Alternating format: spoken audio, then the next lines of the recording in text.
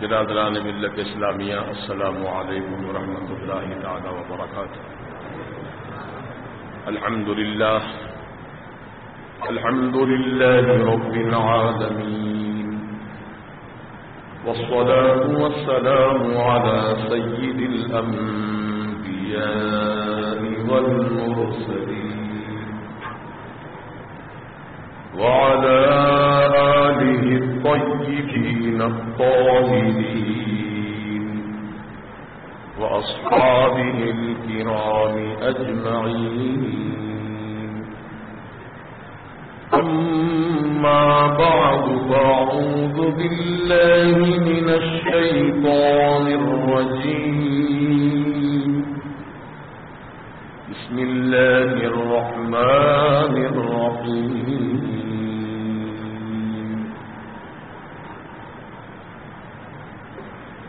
محمد رسول الله والذين معه أشداء على الكفار رحماء بينهم تراهم ركعا سجدا، صدق الله العظيم، وبلغنا رسوله النبي الأمين المتين الكريم۔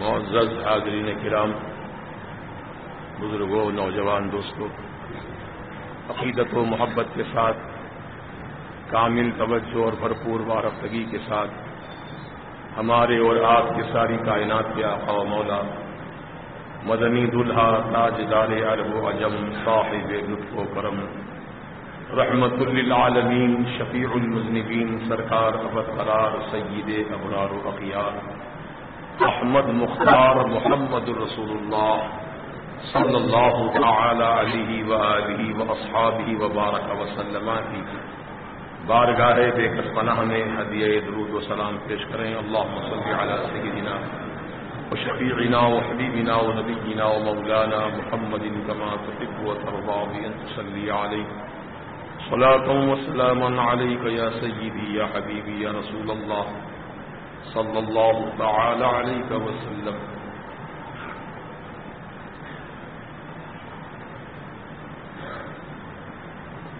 قرآن مجید کی جس آیت مبارکہ کی میں نے تلاوت شرف حاصل کیا ہے،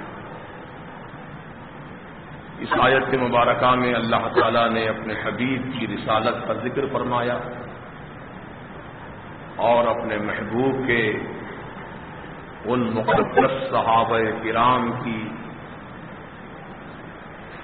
وہ صفات کریمہ کا ذکر کیا جو اللہ تعالی کو بہت ہی پسند ہیں۔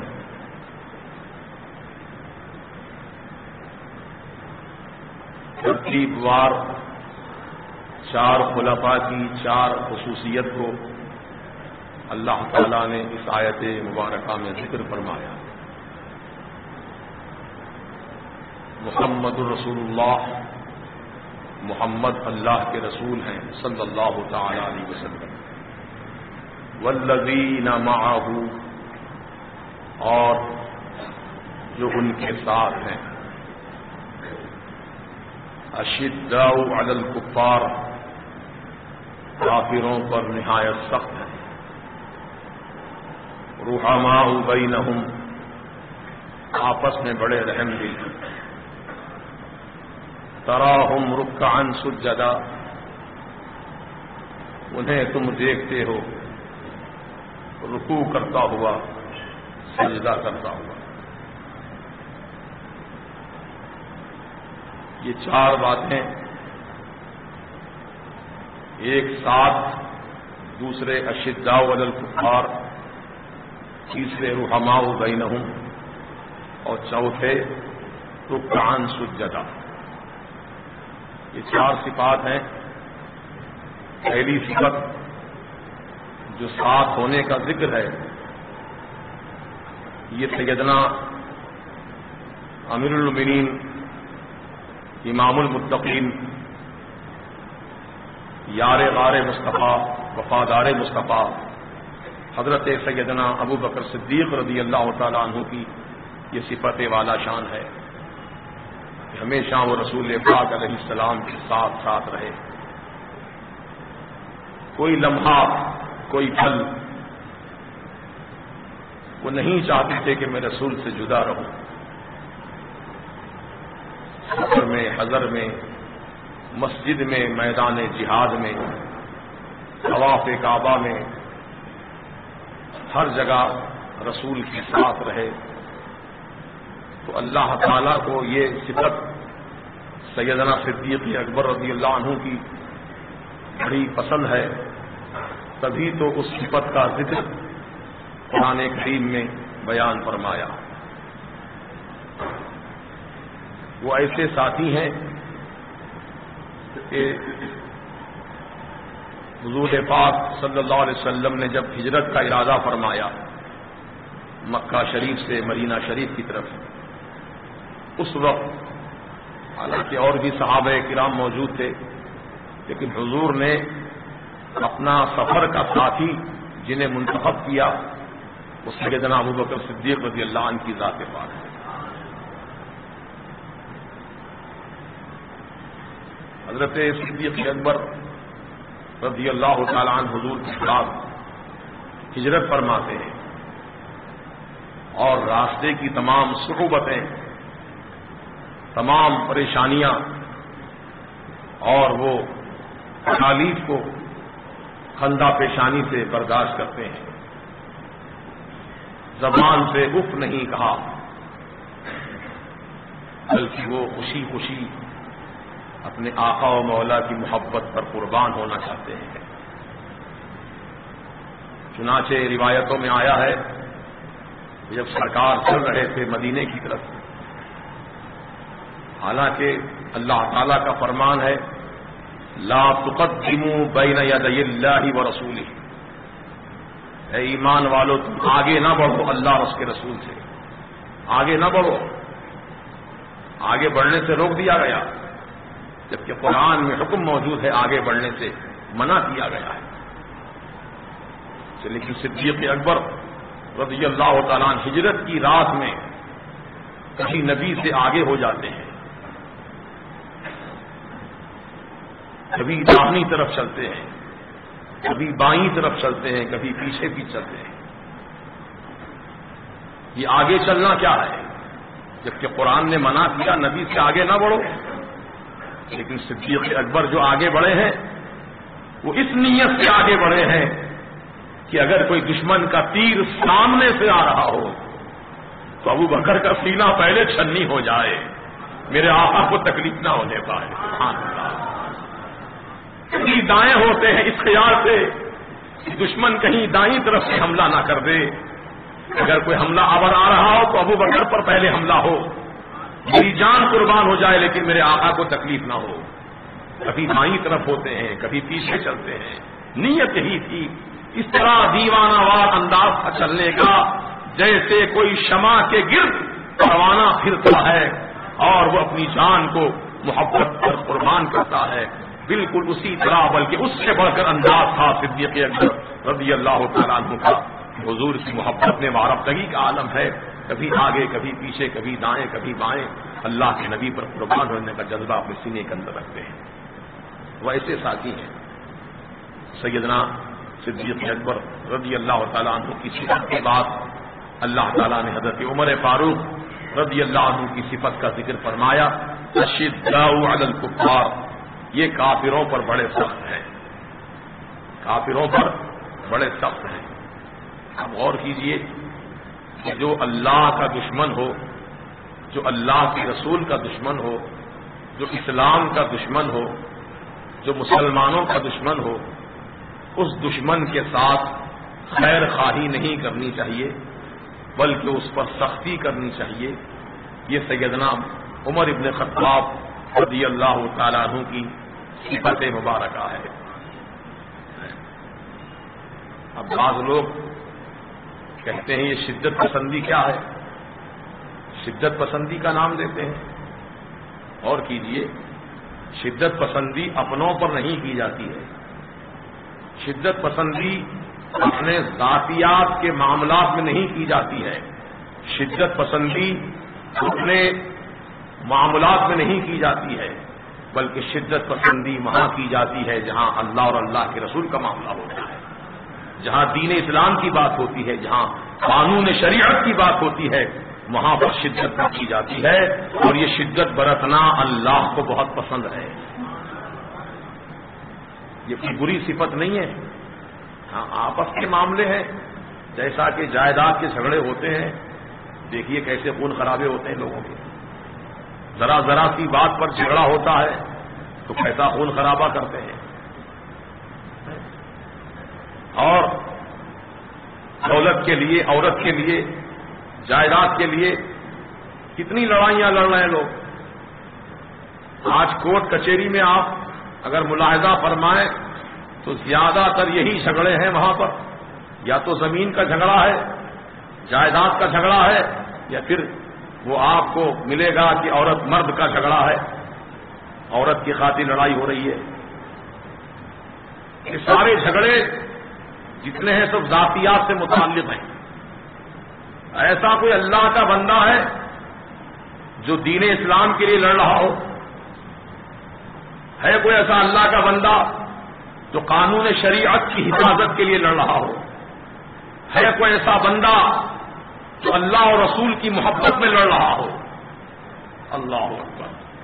جتنی لڑائیاں ہم دیکھتے ہیں سب ذاتیات کا معاملہ، چند الا ماشاء اللہ اللہ کے وہ خاص بندے ہیں جو اپنے لیے نہیں لڑتے ہیں، لڑتے ہیں تو اللہ اور اس کے رسول کی محبت سے لڑتے ہیں۔ محترم دوستو، یہ مزاج اپنا لو، آپ بھی اپنی ذاتیات کا جھگڑا مت کرو، بلکہ اس کو درگزر کر دو یا معاف کر دو یا اللہ کے حوالے کر دو۔ جیسا کہ سیدنا عثمان غنی رضی اللہ تعالی عنہ پر جب قاتلانہ حملہ ہوا، رات کی تاریکی تھی، دیوار پھانگ کر آئے دشمن، حالت تلاوت قرآن میں آپ قرآن مجید کی تلاوت فرما رہے تھے، اسی حالت میں پیچھے سے آپ پر دشمنوں نے وار کیا۔ حضرت سیدنا عثمان ابن عفان رضی اللہ تعالیٰ عنہ کے جسم پاک سے خون نکل کر پہلا خون کا قطرہ جو گرا ہے تو قرآن مجید پر ٹپکا ہے، اور قرآن کی پہلے پارے کی اس آیت پر گرا ہے جو آیت یہ ہے فَسَيَكْفِيكَهُمُ اللَّهُ وَهُوَ السَّمِيعُ الْعَلِيمُ۔ یہ آیت پر قرآن کے قطرات گرے ہیں۔ اب یہ قرآن پر اس آیت پر قطرات گرنے کا مطلب کیا ہے؟ تو یعنی حضرت عثمان غنی رضی اللہ تعالی عنہ نے یہ اپنے اندر ارادہ کر لیا تھا کہ میں اپنے خون کا بدلہ یہاں نہیں لوں گا، نہ میں کسی کو حکم دوں گا کہ میرے قاتلوں کو گرفتار کرو، میرے قاتلوں کو پکڑو، انہیں کیفر کردار تک پہنچاؤ، انہیں سولی کے پھندے پر لٹکا دو۔ میں نہیں چاہوں گا کہ میری وجہ سے مدینے کا تقدس پامال ہو، میری وجہ سے مدینے کے گلی کوچے خون سے بھر جائیں، میں نہیں چاہتا، اور اس معاملے کو میں اللہ کے حوالے کرتا ہوں۔ یہی آپ کی نیت تھی، اور قرآن پر جو آیت پر جو ٹپکا گرا ہے خون کا جو ٹپکا ہے خون، تو وہ کس آیت پر فَسَيَكْفِيكَهُمُ اللَّهُ وَهُوَ السَّمِيعُ الْعَلِيمُ۔ اس کا معنی اور مطلب یہ ہے اللہ ان کے لیے کافی ہے اور وہ سننے والا جاننے والا۔ اللہ ان کے لیے کافی ہے، وہ سننے والا جاننے والا۔ یعنی حضرت عثمان غنی رضی اللہ عنہ نے جو اپنے معاملے کو اللہ کے حوالے کیا، یعنی اللہ تعالیٰ نے بھی ظاہر فرما دیا کہ ہاں یہ عثمان اللہ ان کے لیے کافی ہے، کیونکہ اللہ سنتا بھی ہے، اللہ جانتا بھی ہے۔ حضرت عثمان غنی سے سیدنا مولائے کائنات شیر خدا حیدر کرار رضی اللہ عنہ نے آ کر پوچھا تھا، جب جان لبوں پر تھی حضرت عثمان غنی کی، کہنے لگے اے امیر المومنین، کس نے آپ پر حملہ کیا؟ کون ہے قاتل؟ بتا دیجئے نام۔ قسم خدائے وحدہ لا شریک کی علی آپ کے خون کا بدلہ لے گا. لیکن مولا علی مرتضیٰ نے جب خون کا بدلہ لینے کی بات کہی تو عثمان غنی رضی اللہ عنہ نے یہی فرمایا کہ اے مولا علی میں نہیں چاہتا کہ میری وجہ سے میرے آقا کے مقدس شہر میں خون کی ندیاں بہ جائیں. میں نہیں چاہتا کہ مدینے کا تقدس پامال ہو. میں اس معاملے کو اللہ کے حوالے کرتا ہوں. اللہ تو یہ اللہ تعالیٰ کو صفت بڑی پسند آئی حضرت عثمان غنی رضی اللہ عنہ کی. اسی لیے قرآن میں ان کی صفت کا ذکر فرمایا رحماء بینہم آپس میں بڑے رحم دل ہیں. خود سختیاں جھیل لیتے ہیں, بڑے رحم کا پہلو سامنے ہوتا ہے اور مہربانی سب کے ساتھ کرتے ہیں. ایسے مسلمان, ایسے ایمان والے یا ایسے مقدس صحابی سبحان اللہ رسول پاک کی تربیت یافتہ ہیں. سرکار نے جہاں دشمنوں کو سختی کرنے کا حکم دیا وہیں آپس میں مہربانی کرنے کا حکم بھی دیا ہے سبحان اللہ. لیکن یہ آپس میں جو معاملہ ہے یہ آپس میں مسلمان کا معاملہ ہے.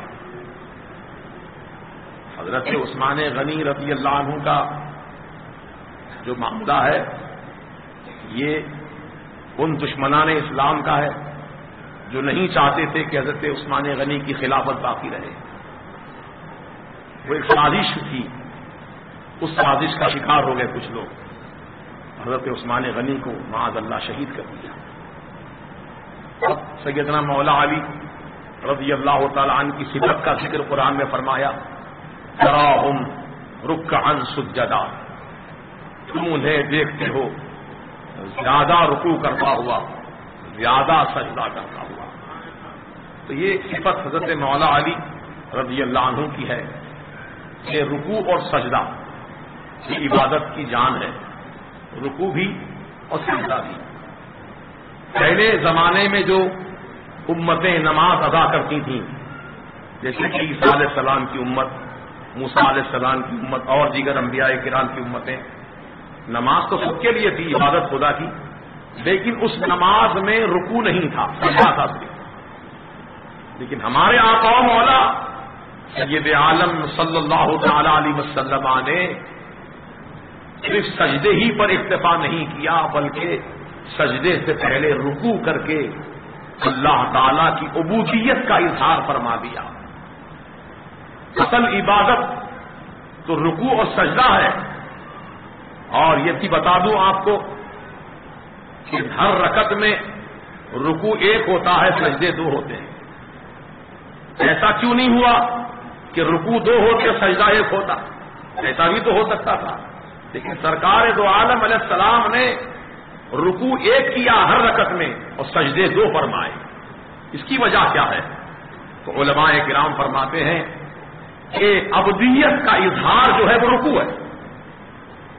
یعنی عبادت کی جو نشانی ہے وہ جھکنا, وہ رکوع ہے. اور اس رکوع پر جو عبادت کی نشانی ہے دو گواہ قائم کیے, وہ دو گواہ دو سجدے ہیں. اللہ عبادت صرف تیرے ہی لیے میں کرتا ہوں, تیرے ہی آگے جھکتا ہوں. اس جھکنے پر دو سجدے گواہ ہیں. ہر رکعت میں رکوع ایک, سجدہ دو. دو گواہوں کی گواہی معتبر ہوتی ہے, ایک گواہ کی گواہی قابل قبول نہیں ہوتی ہے. گواہ دو ہونے ہیں اسلام کے اندر, لیکن ایک ذات ایسی ہے صحابی کی جن کے لیے میرے آقا نے ایک کی گواہی کو دو کے برابر فرما دیا. حضرت حذیفہ رضی اللہ تعالی عنہ جو ایک مرتبہ رسول پاک علیہ السلام کہیں سے تشریف لا رہے تھے, راستے میں اعرابی جو دیہات کا رہنے والا شخص تھا گھوڑا لے کر آ رہا تھا اپنے ساتھ بیچنے کے لیے. تو رسول پاک علیہ السلام نے اس سے پوچھا کہ تم گھوڑا بیچنا چاہتے ہو؟ تو اس نے کہا ہاں بیچنا چاہتا ہوں. کیا قیمت ہے اس کی؟ قیمت طے ہو گئی. سرکار نے فرمایا میں نے تیرا گھوڑا خرید لیا, مدینہ شریف چل کر تیری قیمت ادا کروں گا, گھوڑے کی قیمت ادا کروں گا. جب مدینہ شریف آئے, شہر میں پہنچ گئے تو بیچنے والے کی نیت خراب ہو گئی اور اس نے انکار کر دیا کہ میں نے گھوڑے کا سودا آپ کے ساتھ کیا ہی نہیں, گھوڑا میں نے آپ کو بیچا ہی نہیں. رسول پاک علیہ السلام فرماتے ارے تو نے میرے ساتھ اتنے قیمت میں گھوڑا طے کیا, بیچ دیا, قیمت یہاں ادا کرنے کا میں نے وعدہ کیا تھا, لیکن تو انکار کرتا ہے. ہاں ہاں میں نے بیچا ہی نہیں آپ کو. اگر میں آپ کو گھوڑا بیچا ہوں تو کوئی گواہ پیش کریے, گواہ لائیے. تو میرے سرکار خاموش کھڑے تھے. اس صحابی رسول آگے بڑھے, یا رسول اللہ میں گواہی دیتا ہوں کہ آپ نے اس سے اس قیمت پر گھوڑا خریدا ہے. اس دیہاتی نے کہا, اے مسلمان تم تو اس وقت موجود نہیں تھے جس وقت ان کی میری بات چیت ہوئی تھی. تم تو موجود نہیں تھے, پھر تم کیسے گواہی دے رہے ہو؟ گواہ کا تو موجود ہونا ضروری ہے. آئی وٹنس, آنکھوں سے دیکھنا, دیکھ کر گواہی دینا. جب تم نے یہ بات کو سنا ہی نہیں, دیکھا ہی نہیں, تو گواہی کس بنیاد پہ دے رہے ہو؟ اور میرے آقا نے بھی فرمایا کہ ہاں ہاں تم تو اس وقت موجود نہیں تھے, تم کیسے گواہی دے رہے ہو؟ تو صحابی کا ایمان دیکھو, سبحان اللہ. یا رسول اللہ, آپ نے اعلان فرمایا تھا اللہ ایک ہے, وحدہ لا شریک ہے, وہی اکیلا ہے معبود ساری کائنات کا. تو آقا آپ کے فرمان پر میں یقین کیا اور اللہ کو ایک مان لیا.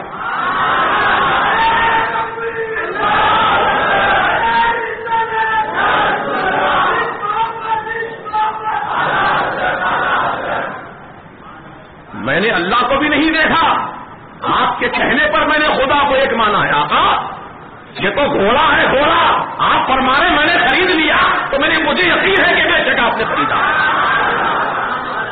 تو میرے سرکار اتنا خوش ہو گئے, صحابی کی عقیدت و محبت کو دیکھ کر میرے آقا اتنا خوش ہو گئے کہ فرمایا, اے دنیا والوں سن لو, ہر معاملے میں, ہر چیز میں, چاہے وہ چاند رمضان کا ہو, چاہے کسی کی طلاق کا خلا کا مسئلہ ہو, چاہے لین دین کا معاملہ ہو, ہر معاملے میں دو گواہ ضروری ہے مسلمانوں کے. لیکن میرے صحابی نے مجھ پر اتنا اعتماد کیا ہے, تو آج سے میں کہتا ہوں میرے ایک ایک صحابی کی گواہی دو گواہوں کے برابر مانی جائے گی. یہ ہے عقیدت و محبت کا پیغام.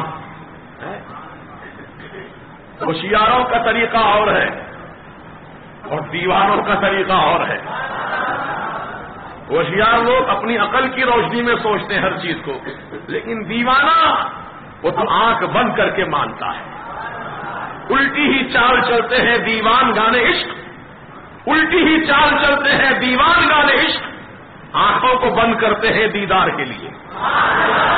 سب آنکھیں کھول کر دیدار کرتے ہیں, لیکن دیوانے عشق مصطفیٰ جو ہوتا ہے وہ آنکھوں کو بند کرتا ہے تو نبی کا دیدار کرتا ہے.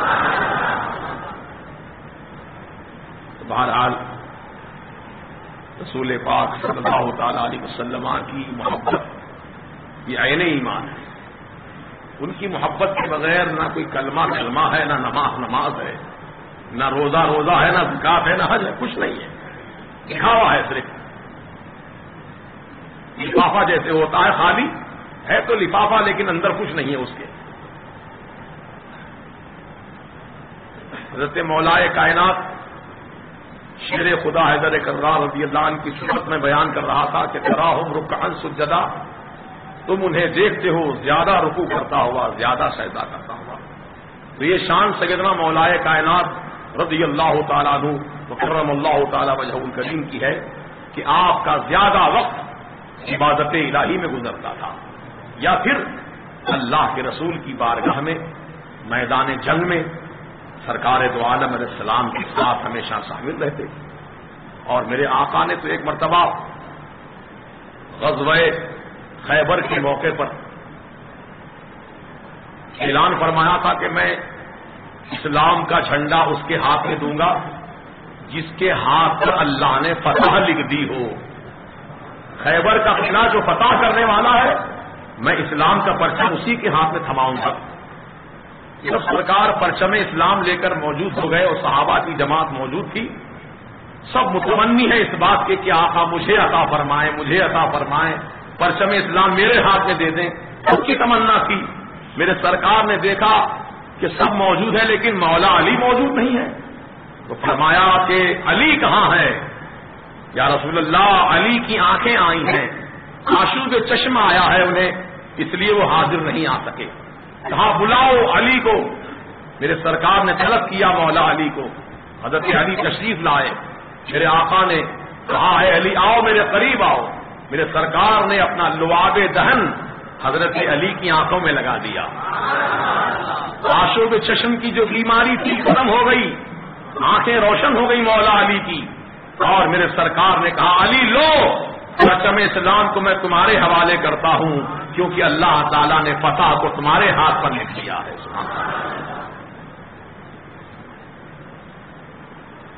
شاہ مرداں شیر یزداں قوت پروردگار.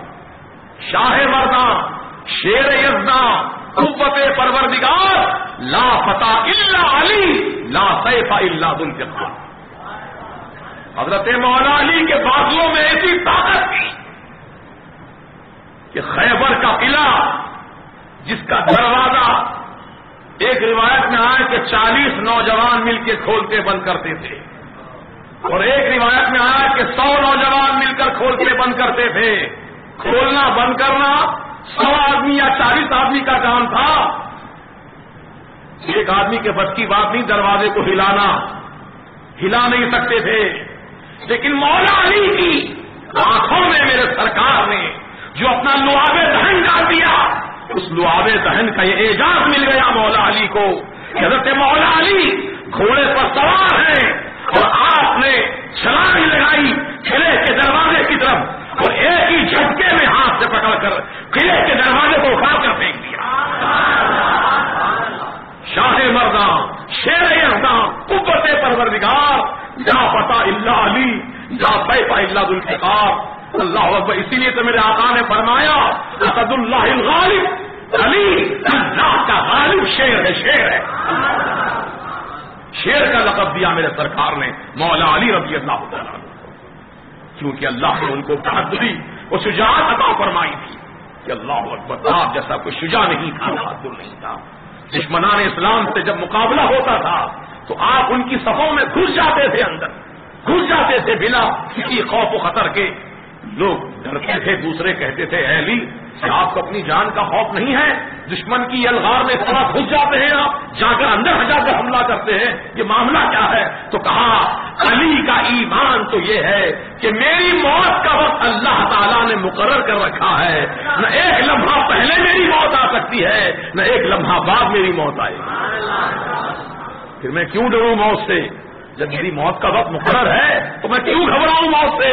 میں تو اللہ کی راہ میں بے جگر ہو کر لڑتا ہوں, مجھے خوف ہو کر لڑتا ہوں. یہ مولا علی رضی اللہ عنہ کی شان مبارکہ ہے.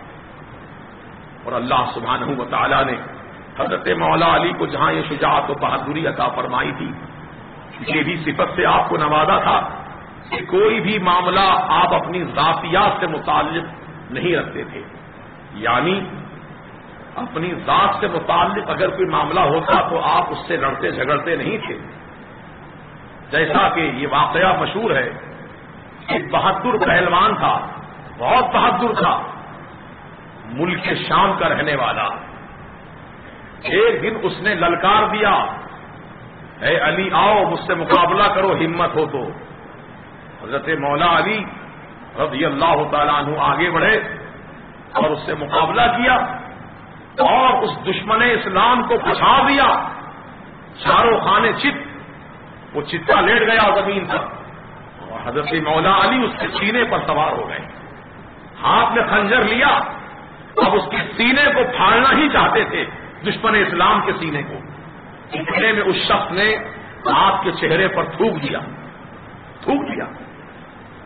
جب تھوکا تو حضرت علی کو غصہ تو آیا, لیکن آپ نے غصے کو ضبط کیا. غصے کو آپ نے ضبط کیا. اور میرے سرکار فرماتے ہیں سب سے بڑا بہادر پہلوان وہ ہے جو اپنے غصے کو قابو میں کر لے. غصے میں آدمی ایسے کام کر بیٹھتا ہے جو اس کے لیے وبال جان بن جاتا ہے. اس لیے غصے میں کوئی کام نہیں کرنا ہے, غصے کو قابو میں کرو. حضرت مولا علی کے ساتھ کیا معاملہ ہو رہا دیکھو آپ, دشمن اسلام پر قابو پا چکے ہیں آپ, اس کے سینے پر سوار ہو گئے ہیں، ہاتھ میں خنجر اٹھائے ہیں، اب سینے میں اتارنا ہی چاہتے تھے کہ اس نے تھوک دیا آپ کے چہرے پر. تو بڑی تیزی کے ساتھ اور حملہ کرنا چاہیے تھا نا مولا علی کو، تو جلدی اور ذبح کر دینا تھا اس کو، لیکن نہیں. مولا علی کی شان ولایت دیکھو، اتر گئے سینے سے، اس کی ہٹ گئے، خنجر پھینک دیا نیچے. دشمن پریشان ہے، معاملہ کیا ہے؟ ابھی جو مجھ کو پچھاڑ چکے تھے، مارنا چاہتے تھے، میرے سینے سے ہٹ کیوں گئی؟ پوچھا اس نے، اے علی آپ تو مجھ پر قابو پا چکے تھے، پھر آپ نے ہاتھ کیوں روک لیا اپنا؟ کہا کہ اے دشمن اسلام، جب میں تجھے پہلی مرتبہ ہاتھ اٹھایا تھا مارنے کے لیے تو اللہ اور اللہ کے رسول کی محبت میں تجھے مار رہا تھا، کیونکہ تو دشمن خدا دشمن رسول تھا، اس لیے میں مار رہا تھا تجھے. لیکن جب تو نے میرے چہرے پر تھوک دیا تو میرا غصہ بھی اس کام میں شامل ہو گیا. میں وہ کام ہرگز نہیں کرنا چاہتا جس کام میں میرا غصہ شامل ہو گیا ہو. اللہ اکبر. آپ اس لیے مارنے سے اپنا ہاتھ روک لیے. آپ اس اخلاق کریمانہ کو دیکھ کر دشمن کا دل موم کی طرح پگھل گیا. کہا ہے علی آپ کا جب دین اتنا پیارا ہے جس میں غصے کو پانے کی اتنی بہترین تعلیم دی گئی ہے تو میں اس دین اسلام کو دل و جان سے قبول کرنا چاہتا ہوں. تو دشمن نہیں رہا، میرے مولا علی کے اخلاق مبارکہ کو دیکھ کر اسلام قبول کر لیا. اللہ اکبر. یہ ہے سیدنا مولا علی رضی اللہ عنہ کی عظمت سے ولایت کہ آج ہم آپ سب اپنے دلوں میں سیدنا مولا کائنات رضی اللہ تعالیٰ عنہ کی عظمت و محبت کو باقی رکھیں، کیونکہ سیدنا مولا کائنات رضی اللہ عنہ کی محبت جو ہے وہ ہمارے لیے لازم و ضروری ہے، کیونکہ ان کی محبت کے بنا ایمان مکمل نہیں ہوتا. میرے سرکار نے ارشاد فرما دیا، من کنت مولاہ علی مولاہ، میں جس کا آقا ہوں علی بھی اس کے آقا ہے. میں جس کا آقا ہوں علی بھی اس کے آقا ہے. میں جس کا مولا ہوں علی بھی اس کے مولا ہے. اللہ اکبر. تو جو رسول اللہ کا چاہنے والا ہے وہ علی سے بغض و عداوت نہیں رکھ سکتا. رسول اللہ کا سچا چاہنے والا وہی ہے جو مولا علی سے سچی محبت رکھتا ہو. اور مولا علی رضی اللہ عنہ سے محبت رکھنے والا رسول پاک کا سچا چاہنے والا ہے. اور حضرت علی مرتضیٰ رضی اللہ عنہ کی شان کریمہ یہ تھی کہ آپ جب حالت جنگ میں ہوتے تھے تو آپ کے بدن میں کہیں دشمنوں کے تیر لگ جاتے تھے، تو آپ حالت نماز میں ہوتے تھے تو آپ کا تیر جو بدن میں لگا ہوتا تھا وہ حالت نماز میں دوسرے صحابہ آپ کے تیر کو پکڑ کر کھینچ لیا کرتے تھے. کیوں؟ اس لیے کہ جب آپ نماز میں نہیں ہوتے تھے تو تیر کو اگر ذرا بھی دھکا لگ جاتا تو آپ کو بے انتہا تکلیف ہوتی تھی. لیکن جب حالت نماز میں مولا علی کھڑے ہو جاتے تھے، چاہے وہ تیر ہو کہ بھالا ہو، جسم میں دھسا ہو، تو آپ کو خبر نہیں ہوتی تھی کہ کیا ہو رہا ہے. اللہ کی محبت میں ایسے مستغرق ہو جاتے تھے، محبت الہی میں ایسے ڈوب جاتے تھے، ذکر الہی میں ایسے محو ہو جاتے تھے کہ دنیا و ما فیہا کی خبر نہیں ہوتی تھی. چنانچہ ایک مرتبہ آپ کی پھرلی میں تیر لگا تھا، ذرا دھکا لگتا تو تکلیف سے بے چین ہو جاتے. تو صحابہ کرام نے فیصلہ کر لیا کہ نہیں، ابھی نہیں نکالنا ہے تیر. یہ جب مولا علی نماز میں کھڑے ہو جائیں گے جب ان کا تیر کھینچ لیا جائے گا. جب ان کا تیر پکڑ کر حالت کی نماز میں نکال لیا گیا، حضرت علی بڑے اطمینان سے نماز ادا کر رہے ہیں. پوری نماز ادا کی، سلام پھیرا، جب دیکھا کہ مسلح خون سے در بتر ہے تو پوچھا یہ خون کہاں سے آیا؟ تو کہا ہے علی مرتضیٰ آپ کی پنڈلی میں جو تیر کئی دن سے گھسا ہوا تھا ہم نے اس کو حالت نماز میں پکڑ کر کھینچ لیا ہے. تو مولا علی فرماتے قسم خدا کی مجھے کچھ خبر نہیں ہے، کب تم نے میرا تیر نکال لیا مجھے کچھ خبر نہیں ہے، میں تو اللہ کی یاد میں کھویا ہوا تھا. یہ ان کی عبادت تھی، ان کا خشوع و خضوع تھا نمازوں کے اندر. اللہ اکبر. تو اللہ سبحانہ و تعالی حضرت مولا علی رضی اللہ عنہ کے صدقے میں ہم کو بھی اللہ پاک خشوع و خضوع کے ساتھ نماز ادا کرنے کی توفیق نصیب عطا فرمائے. کیونکہ نماز اٹھک بیٹھک کا نام نہیں ہے، بلکہ اصل نماز یہ ہے کہ نمازی نماز میں اپنا دل اللہ کی طرف رجوع کر لے اور اللہ تعالیٰ کو اپنے سامنے، یعنی وہ اللہ کو دیکھ رہا ہے یہ تصور کرے.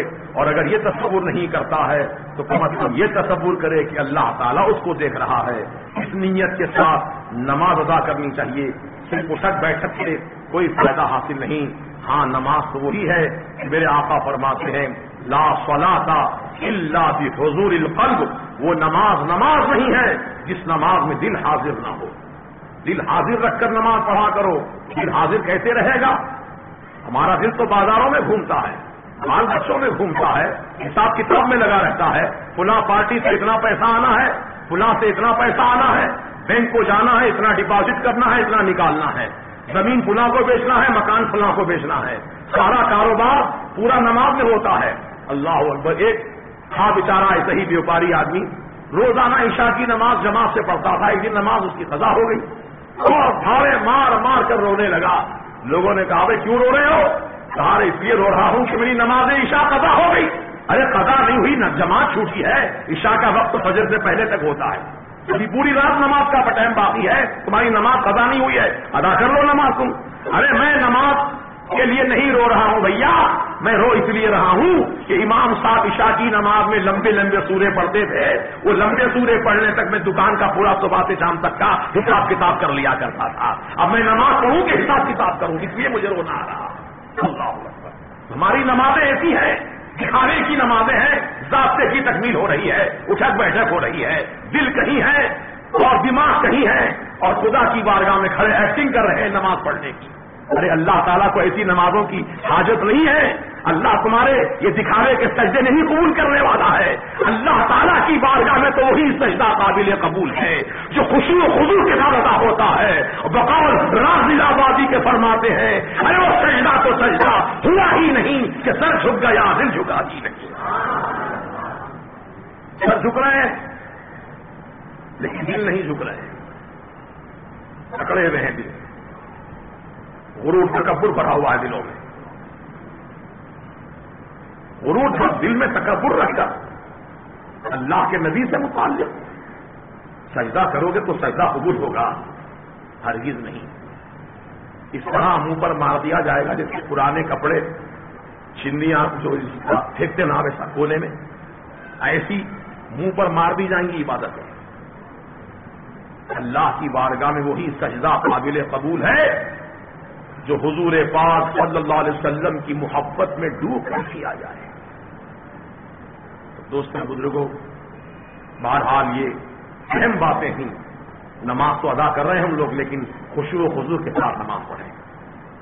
اور خشوع و خضوع کیسے قائم ہوگا؟ اچھی طرح طہارت کرو, اچھا وضو کرو, پاک صاف کپڑے پہنو, اسلامی لباس پہنو, خوشبو لگاؤ, اور اللہ تعالیٰ کے دربار میں آنے سے پہلے ہی لرز جاؤ کہ مولا کے دربار میں جا رہے ہیں, اللہ کے سامنے ہم پیش ہونے والے ہیں. لرزتے رہو, کانپتے رہو. اللہ اکبر. اور اللہ تعالیٰ کی بارگاہ میں آ کر جب ہاتھ اٹھاؤ تو نیت یہ کرو کہ مولا اب تک میں دنیا کے کاموں میں پھنسا ہوا تھا, ان سب چیزوں سے بے تعلق ہو کر, دستبردار ہو کر تیری بارگاہ میں اپنے آپ کو حاضر کر رہا ہوں. یہ نیت کر کے ہاتھ باندھو, رکعت باندھو, انشاءاللہ آپ کے دل میں خوشی و خضوع پیدا ہوگا.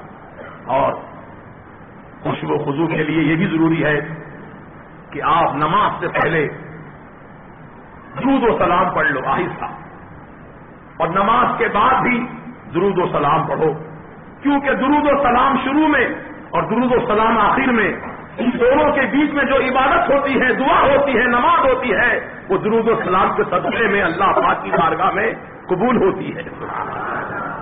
یہ درود و سلام کا فیضان ہے.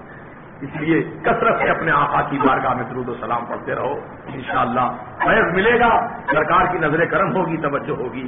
اللہ پاک ہم سب کو سچا عاشق رسول بنا دے, ہم سب کو سرکار مدینہ علیہ السلام پر مر مٹنے والا بنا دے, اور اللہ پاک ہم سب کو خوشی و خضوع کے ساتھ مولا نمازوں کی توفیق عطا فرما. ہمارے سینوں میں تو اپنی خشیت عطا فرما.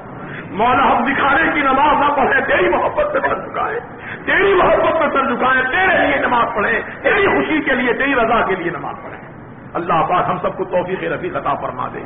مولا تعالیٰ اس مسجد کے تمام مصلیان کو جو میرے مالک اس وقت موجود ہیں, ان سب کو تو اپنی خاص رحمتوں اور برکتوں کو نازل فرما, اور ہم سب کے دلوں کی دنیا کو آباد فرما دے. مولا ہمارے سینوں کو اپنی خشیت سے معمور فرما دے. صلی اللہ تعالی علی خیر خلقہ سیدنا محمد وآلہ وصحبہ اجمعین برحمتک یا ارحم الراحمین. ایک خصوصی اپیل میں کر رہا ہوں, وہ یہ ہے کہ ہماری مسجد کے اوپر جو چھت ڈالا گیا چند مہینے پہلے, الحمدللہ چھت کا کام تو مکمل ہو گیا ہے, لیکن دیواریں اور اس کی پلاسٹنگ اور لائٹ کا کام, فرش کا کام ابھی یہ باقی ہے. جیسا کہ یہ کام اب تک آپ ہی حضرات ہی کے تعاون سے الحمدللہ پورا ہوا, ہمارے مسجد کے مصلیوں پر میں جتنا ناز کروں کم ہے الحمدللہ. جتنا بھی اب تک یہ اوپر کا کام ہوا اور دوسرے کام بھی چھوٹے موٹے مسجد کے جو بھی تعمیر و ترمیم سے متعلق تھے آپ ہی کے تعاون سے اللہ کے کرم سے سرکار مدینہ کے صدقے میں یہ کام ہوتا رہا. اب جو کام باقی رہ گیا ہے تھوڑا بہت یہ کام بھی آپ ہی کے ہاتھوں سے مکمل ہو جائے تاکہ مسجد جب تک یہ باقی رہے گی یہ مسجد کی در و دیوار آپ کے لیے رحمت و مغفرت کی دعا کرتے رہے گی. اپنے مرحومین کے نام سے اپنے عزیز و اقارب کے نام سے جو انتقال کر گئے ہیں ان کے نام سے بھی آپ آج اس مسجد کی تعمیر میں حصہ لے سکتے ہیں. چادر پھرائیے نا ابھی کام آ جاؤ بسم اللہ. یہ خصوصی چندہ آج آپ سے لیا جا رہا ہے کیونکہ مسجد کی تعمیر کا کام جاری ہے اور اوپر دیواروں پر استرکاری اور لائٹ کا کام وائرنگ وغیرہ اور تمام اخراجات اس کے جو بھی ہیں یہ انشاءاللہ اللہ تعالیٰ اپنے کرم سے آپ ہی سے پورا کروا دے گا. اور اللہ تعالیٰ کا یہ فرمان ہے بخاری شریف کی حدیث ہے اللہ پاک نے فرمایا اے میرے بندے تو خرچ کر میری راہ میں تجھ پر خرچ کروں گا میں تجھ پر خرچ کروں گا.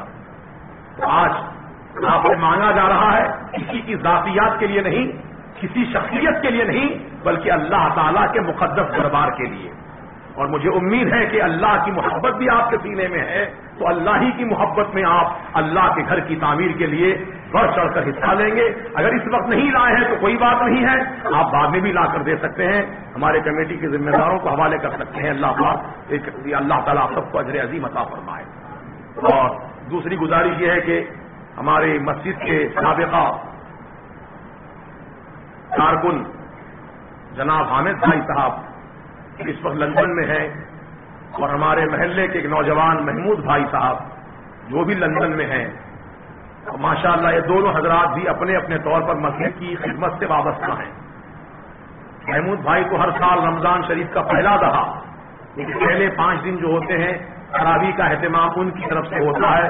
حافظ صاحب کا نذرانہ اور تبرکات شال پوشی گل پوشی وغیرہ سب ان کی طرف سے ہوتا ہے.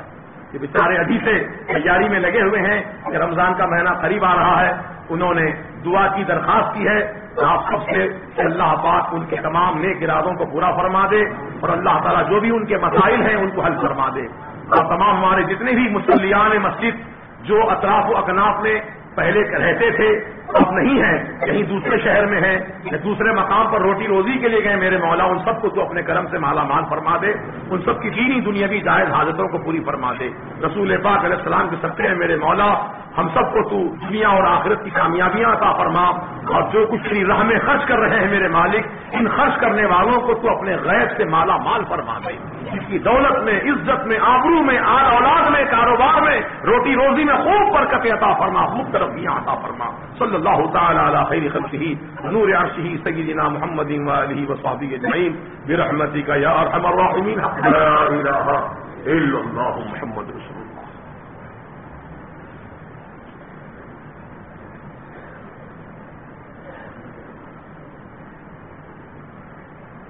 ایک سوال آیا ہے کہ قبر کس مہینے میں بنانی چاہیے اور کچھ عورتوں کا کہنا ہے کہ صرف ماہ محرم ہی میں بنانا چاہیے. کہاں تک درست ہے؟ یہ بالکل وہم کی باتیں ہیں. ایسا کوئی شریعت کا قانون نہیں ہے کہ قبر جو ہے صرف محرم کے مہینے میں ہی بنائی جائے بلکہ قبر بنانے کا مطلب یہ ہوتا ہے کہ تدفین کے بعد میت کو 1 بالش اونچا قبر یعنی زمین سے 1 بالش اونچائی پر مٹی سے ہی اس کو لبریز کر دیا جائے. مٹی نہ بہنے کے لیے اطراف سے گنیٹ کی بندش کر دی جائے. وہی قبر ہے. پوری گچی سیمنٹ سے لگانا بنانا یہ شرعاً جائز نہیں ہے. مٹی ہی ہو پوری اوپر سے نیچے تک اطراف میں مٹی میں گلانا پڑ جائے بارش کی وجہ سے یا پانی سے پہنا جائے مٹی اس لیے اطراف جو ہے گنیٹ کی بندش کرنی چاہیے اور بیچ میں مٹی ہی ہونی چاہیے. یہ صحیح طریقہ ہے. 1 بالش اونچی ہونی چاہیے زمین سے اونچی اس سے زیادہ اونچی نہیں بنانا چاہیے.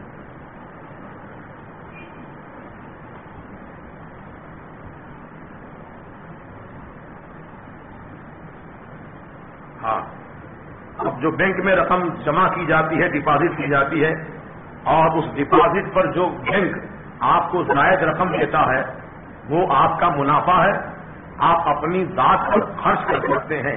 یہ علماء شریعت نے یہ بھی فرمایا تقوی کا تقاضا یہ ہے کہ آپ وہ رقم جو بینک نے آپ کو زائد دی ہے وہ کسی غریب مسلمان کو, محتاج مسلمان کو بغیر ثواب کی نیت سے اس پر خرچ کر دیں. یہ تقوی کا تقاضا. فتویٰ تو ہے لینے کے تعلق سے لے سکتے ہیں, خرچ کر سکتے ہیں, لیکن کسی غریب مسلمان کو دے دینا یہ تقویٰ ہے. فتویٰ اور ہے, تقویٰ اور ہے.